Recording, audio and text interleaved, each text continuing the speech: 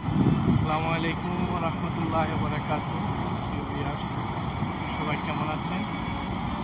এই তো সন্ধ্যাবেলা সূর্য ডুবো ডুবো মুহূর্তে আমি আপনাদের সাথে আছি, নাসির মির্জা। তো আপনারা কেমন আছেন? ভাবলাম এই পথ দিয়ে তো যাচ্ছি, যে একটা ব্লগ বানিয়ে নিই, একটা ভিডিও করিয়ে নিই যে সৌদি আরবের এই যে গরমের সময়ে চলাফেরা করতে অনেক কষ্ট হয়। যাদের গাড়ি আছে, এদেশে তো প্রতিটি গাড়ির ভিতরে এসি আছে, আর এসি ছাড়া যারা দেখেছে রাস্তায় হেঁটে বেড়ায় তাদের তো জীবন যায় একদম ঘামে শরীর ভিজে যায়, জামা কাপড় ভিজে যায়।